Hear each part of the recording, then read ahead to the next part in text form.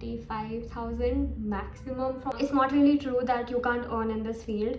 Hi, welcome back to my YouTube channel. For those of you who don't know me, I'm Divya Bhasin, also known as Awkward Goat 3 on Instagram, and I'm a counseling psychologist. So I asked my followers to ask me questions in case they want to know anything about being a psychologist, or like even if they're a psychologist, if they'd like to ask something. And about 90% of the questions were like, how well do you earn as a psychologist, and like what are the ways of earning as a psychologist. Basically, they all wanted to know if you're going to be unemployed and not earn anything if you do psychology. So I thought, let me make a video about this, because I wish I had known all of these things before I got into this field, because I have learned all of this from with my own experience, and it's better if someone just tells you. So first of all, there is a lot of stigma in our society about mental health. You already know that, but there's also this notion that psychologists should be doing pro bono counseling or therapy, which means free counseling and providing free sessions or really nominal fee sessions, which is good to some extent. Obviously, we need to do that. We're not in this profession just to earn money. Like, we could have done that in any other profession. We're also here to help people and all that. But at the same time, I know not many people will say this, but as a young professional who wants to be financially independent, I'm going to tell you that you do need money to survive. And if you're coming from a background where you can't really depend on your parents all your life financially, then if you're coming to this field, you will obviously need ways of earning.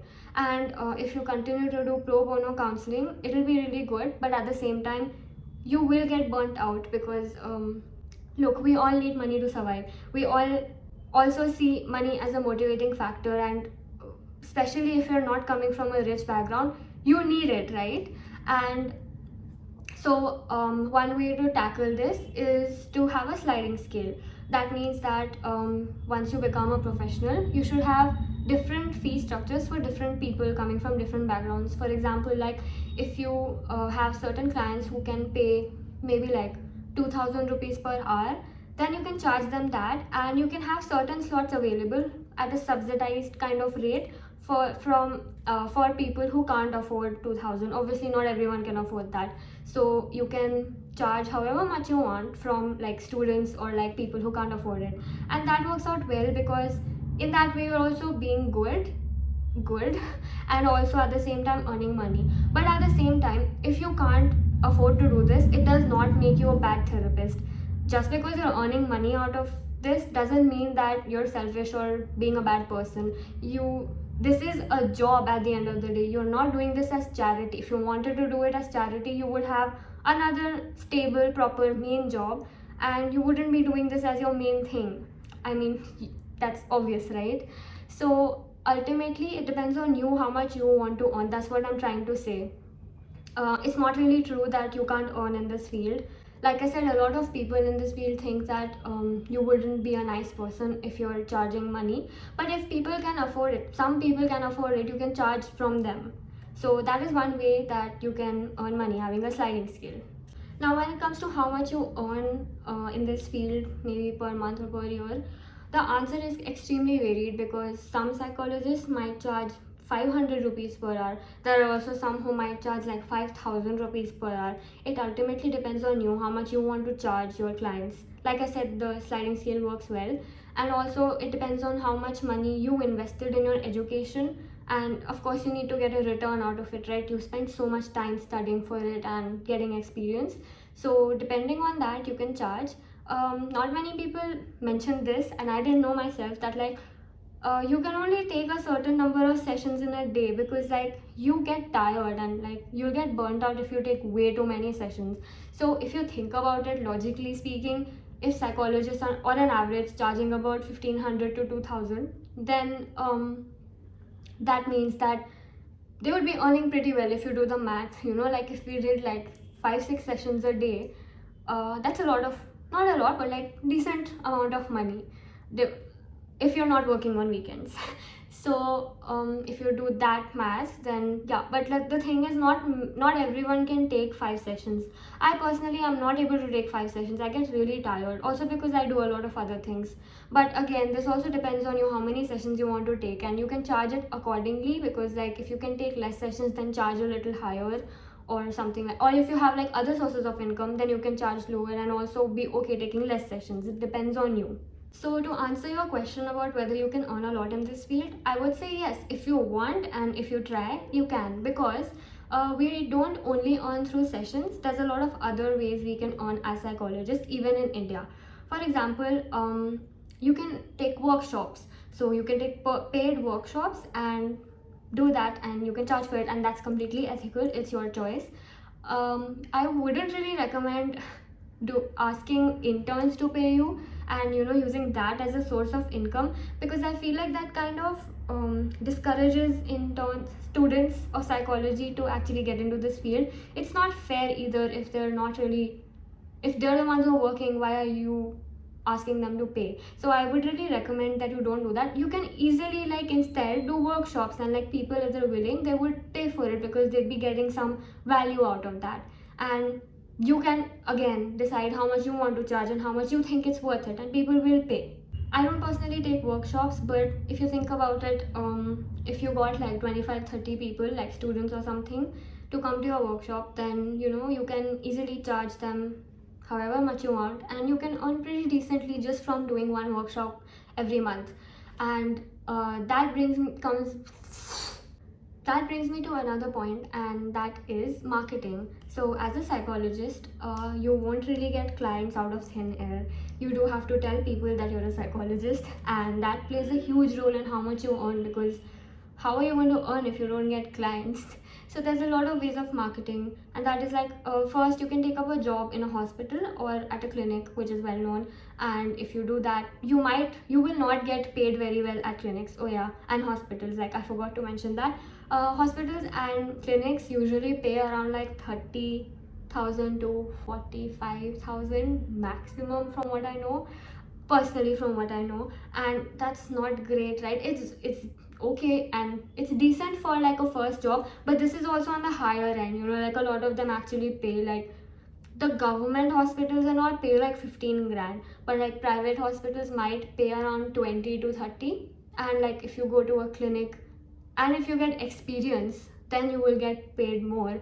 But I think that's capped at like 40-ish thousand, unless you start working on a referral based system. That's a different thing altogether. But on a salary, you'll earn that much. Why was I saying that?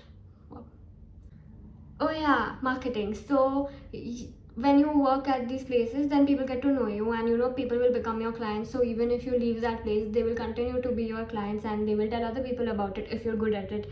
And that's like one way of marketing. Another way of marketing would be doing like Instagram. These days a lot of psychologists on Instagram market themselves as psychologists. Even I do that. So like I'm being open that I am a psychologist on Instagram, and I am using that as a way of telling people that I take sessions. So you can do that as well. But if you're not comfortable with that, there's a lot of ways to do that. There's also Twitter. You can tweet about mental health and you can gain a following. And social media is really important if you want to gain clients. But if you're not good with social media, it's not like it's impossible to market yourself. Like I said, if you work in a good hospital or you work with a good clinic, then also you can get popular in this field and get more clients. It's also really important to have other sources of income as a psychologist. Like I said, sessions are not enough, because ultimately you can only take limited number of sessions per day, and it can obviously get really overwhelming because we're also human.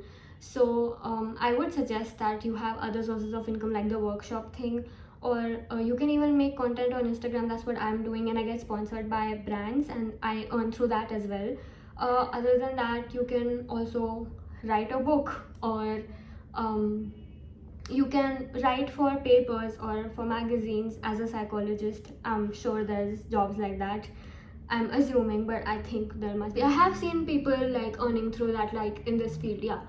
And when it comes to learning therapy, I think you really need to learn from a good psychologist. you will do MPhil or you might do MA also if you want to be a counseling psychologist, and that will teach you what therapy is and all, but you will not really learn that well unless you are under a psychologist. And you might do that in MPhil, but if you just want to be a counseling psychologist, then you have to get trained under a psychologist, because you will not really know how to take sessions if you don't take them under someone, and that's really important. Internships mostly don't really teach that, at least from what I know and my experience. They don't do that, and then you feel really weird as soon as you're done with your masters. You're like, I don't even know how to do therapy. What am I supposed to do? So try to get acquainted with a psychologist who can train you and who has the time to do that, and that person should not charge for it if they're making you work. I mean, if it's like a training thing and they're doing training stuff, then they might charge for it, and that's okay. But like, if you're the one who's taking sessions under them, do not pay them. That does not make sense. You should be getting paid, or do it unpaid. Of course, that's your choice. Lastly, another way that you can earn is by investing your money into stuff like shares, like stock market. I don't really invest in anything else for now, but you can make money through that if you talk to people and learn about it. You can easily learn about it on YouTube. So there's also like other government initiatives where you can invest money, and there's also mutual funds, and there's also a lot of other things. But like, it's really important to learn about these things as a psychologist, considering that we need to have a lot of sources of income. I know it's really boring and it's nothing to do with our field, but if you want to earn money, you have to work. So learning about these things is really helpful because it adds a source of passive income to your life, and that's important. In the end, you can also open your own clinic and hire psychologists if you want, and that is a really good way of earning money. I mean, I think that's what everyone aims to do when they get into this field, like have their own thing going on. It's like a business at that point, but that can only be possible like after you have a little experience and stuff, and like maybe if you've established a name in the field. I don't think budding psychologists can do that. I know a lot of budding psychologists who have tried doing that, but I'm not sure how many clients would trust you if you're just like a fresher. Yeah. So I would recommend doing that when you have a little experience or like people know you and stuff. So that is a really good way to earn money, because then you'll be hiring psychologists and you'll be giving them a salary, and they'll also be taking sessions, and it's like a business.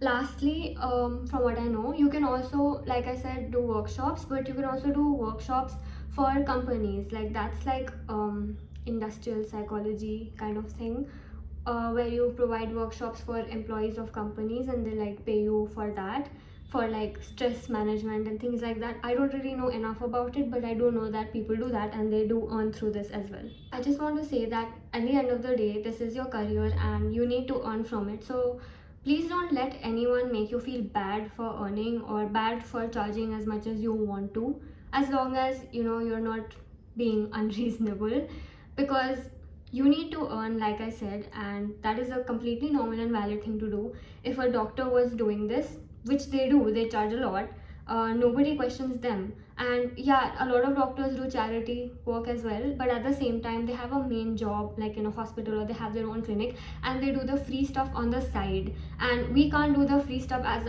our main thing. So if you want to do free stuff, do that, but make sure you have like a proper foundation of earning, or like a base where you can get income from, because we need money. All of this also depends on which city you're from, or if you're from a small town, then you will obviously not be able to charge a lot of money from people, and then you can keep your costs low but then have other sources of income.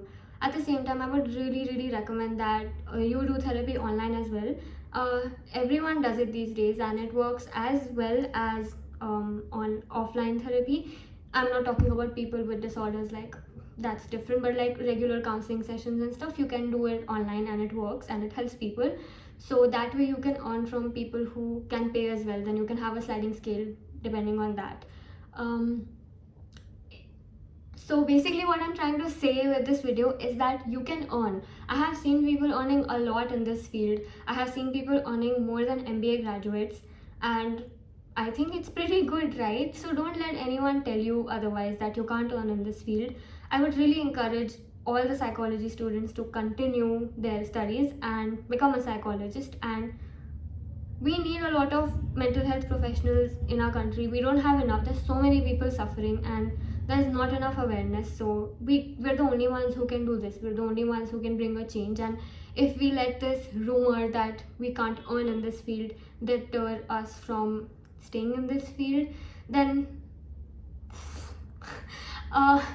like everyone says that in every field you will not earn. Like people will be like, dentists don't earn, people will be like, oh, engineers don't earn anymore because there's so much competition. According to Quora and stuff, nobody earns. So like, don't believe that. If you want to earn, you'll find ways of earning. There's so many ways to earn and also help people at the same time. It's your choice. You're the one who decides how much you want to charge, how much salary you're willing to accept. I know to some extent this also depends on how desperate you are for a job and stuff. That is of course a factor, but other than that, once you're a little stable, once you have a salary and a little some savings, continue to find more ways of earning if you have time, so that you can grow in this field and set a good example for the psychology students who are out there, because they will see us not earning and then they will not want to do it, and then there will be no psychologists in this country, which is already the case. So study psychology and earn money and help people. And okay, I'm blabbering now. Okay, bye. Thanks for watching. Subscribe and